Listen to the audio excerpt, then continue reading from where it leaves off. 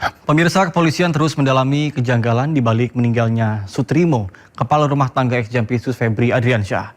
Sementara keluarga Sutrimo di Banyumas, Jawa Tengah tidak akan menuntut pihak manapun terkait dengan kematian orang dekat ex-Jampitsus Febri Adriansyah tersebut.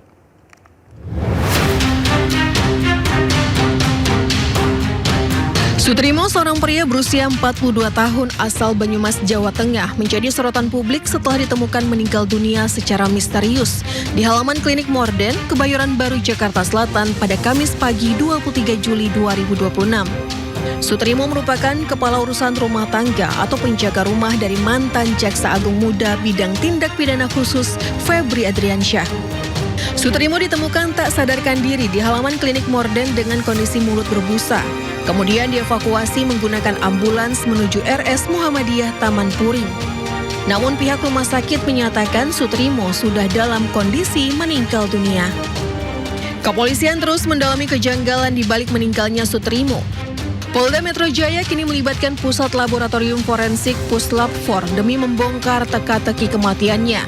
Dalam olah TKP, tim penyidik mengambil sejumlah sampel untuk pemeriksaan laboratorium lanjutan. Selain mengandalkan pembuktian ilmiah melalui Puslap 4, penyidik juga mulai memanggil pihak-pihak terkait untuk dimintai keterangan. Kepolisian saat ini telah memeriksa sejumlah saksi serta mengumpulkan berbagai petunjuk di lapangan yang berkaitan dengan peristiwa tersebut. Sementara itu, Kejaksaan Agung juga buka suara terkait kematian Sutrimo, kepala rumah tangga ex-Jampitsus Febri Adriansyah. Kejagung menegaskan tidak ikut campur kasus kematian orang dekat Febri. Ini kan juga ada kabar bahwa ada meninggalnya kepala rumah tangga yang sempat bekerja di rumah Febri, yakni Sutrimo ini, Pak. Nah, ini apakah nantinya Febri juga akan diperiksa soal ini, dan apakah benar Sutrimo ini juga diantar ke rumah sakit dengan seorang jaksa yang bernama Febri Adrianto? Terima kasih. Sebelumnya kami mohon maaf, kami tidak menangani masalah tersebut sehingga kita tidak memberikan komentar. Sementara keluarga Sutrimo di Banyumas, Jawa Tengah tidak akan menuntut pihak manapun terkait kematian orang dekat ex-Jampitsus Febri Adriansyah tersebut. Keluarga ikhlas menerima dan menduga Sutrimo meninggal akibat penyakit diabetes yang dideritanya. Jenazah korban telah dimakamkan pihak keluarga di TPU Wilahar. Hingga saat ini penyebab pasti kematian Sutrimo belum diketahui. Proses penyelidikan pun sempat menghadapi tantangan lantaran pihak keluarga korban menolak dilakukannya tindakan autopsi terhadap jenazah.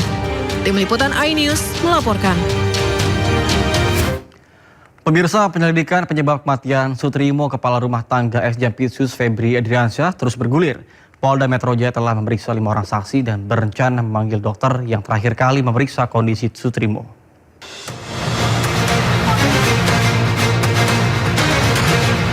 Polda Metro Jaya terus mendalami penyebab kematian Sutrimo. Mulai dari melakukan olah TKP, menelusuri CCTV, menyita sejumlah barang bukti hingga memeriksa sejumlah saksi. Polda Metro Jaya mengatakan telah memeriksa 5 orang saksi terkait kematian kepala rumah tangga ex-Jampitsus Febri Adriansyah.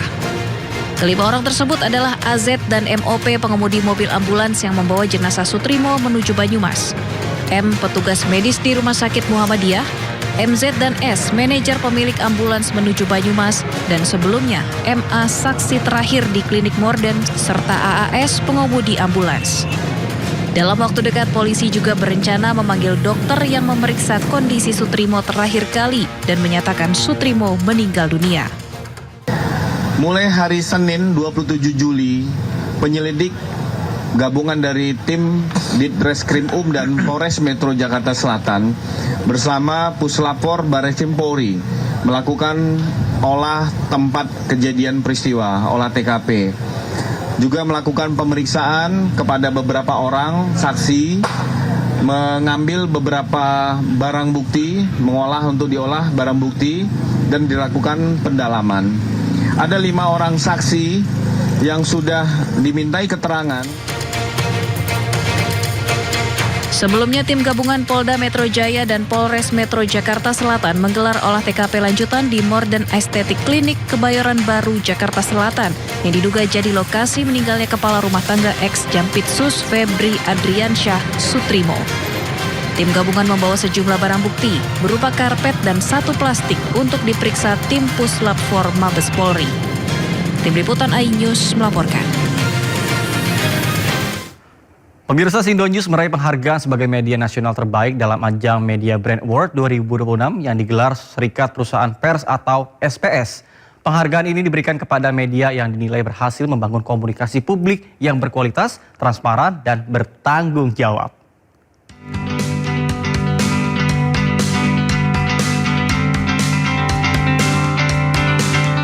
Sindo News kembali menorehkan prestasi dengan menjadi pemenang kategori media nasional terbaik pada ajang Media Brand Awards SPS 2026.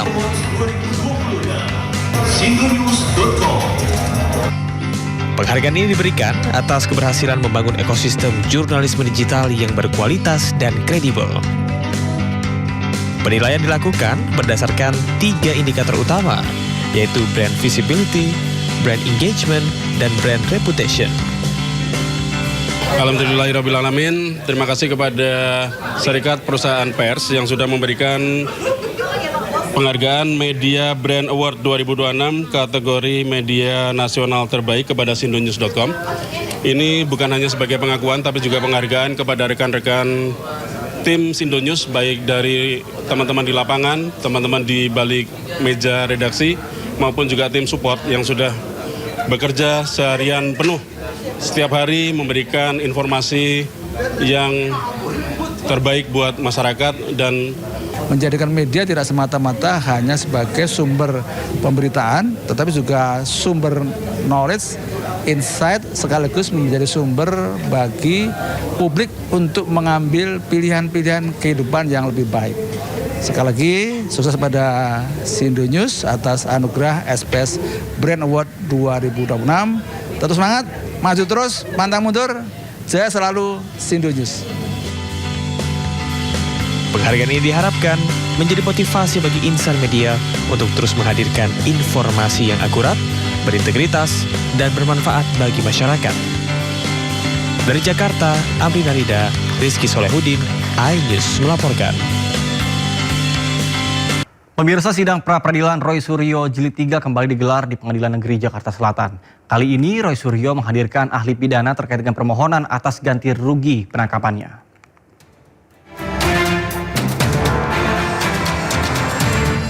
Sidang pra-peradilan Jilid 3 tersangka kasus ijazah Presiden ke-7 Republik Indonesia Joko Widodo, yaitu Roy Suryo, kembali digelar di Pengadilan Negeri Jakarta Selatan pada Jumat pagi.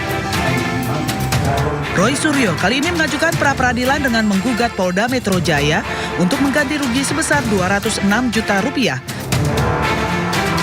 Rincian gugatan yaitu ganti rugi material senilai 106 juta rupiah dan ganti rugi imaterial senilai 100 juta rupiah.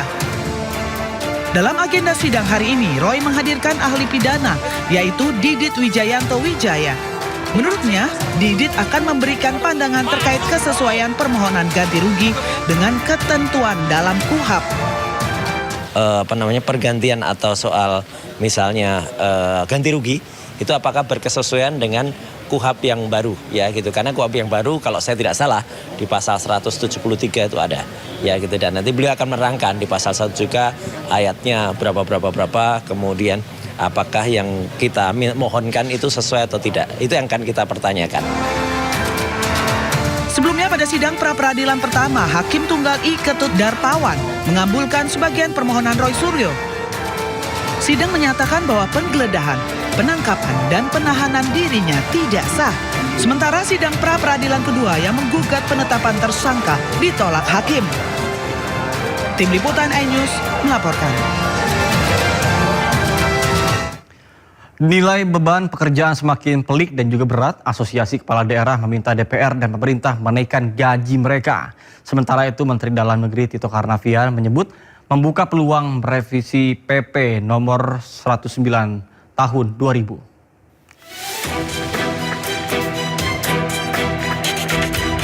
Di tengah maraknya kepala daerah terjerat kasus korupsi, DPR dan Kementerian Dalam Negeri justru tengah mempertimbangkan menaikkan gaji para kepala daerah. Usulan berawal dari keluhan para kepala daerah. Mereka menilai saat ini tugas kepala daerah kian pelik. Tidak hanya menjalankan fungsi pemerintahan, tetapi juga mengurus konflik sosial hingga konflik agraria. Melakukan revisi terhadap PP nomor 109 tahun 2000 tentang kedudukan keuangan kepala daerah dan wakil kepala daerah. Poin 2 ini sudah 26 tahun tidak ada penyesuaian, sedangkan perkembangan situasi ekonomi politik kita semakin kompleks dan tanggung jawab kepala daerah juga semakin besar. Tapi ini peraturan pemerintah sudah 26 tahun tidak ada penyesuaian. Menanggapi usulan dari anak buahnya, Menteri Dalam Negeri Tito Karnavian menyebut membuka peluang merevisi peraturan pemerintah nomor 109 tahun 2000 yang mengatur keuangan termasuk gaji para kepala daerah. Tito menyebut aturan berusia 26 tahun itu memang sudah saatnya dievaluasi. Ini dibuat peraturan ini di tahun 2000. Sekarang kita tahun 2026. Sudah 26 tahun peraturan ini dibuat. Situasi sudah berubah. Kenaikan harga juga barang-barang sudah berubah, kurs juga sudah berubah.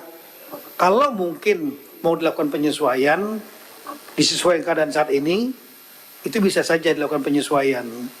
Tapi sekali lagi, kalau yang berkaitan dengan PAD, saran kami ini juga dipertimbangkan. Meski membuka peluang untuk menaikkan gaji para kepala daerah, namun menurut Tito, besaran dana operasional nanti akan disesuaikan dengan prestasi dan capaian kinerja para kepala daerah. Tim Liputan Ainus melaporkan.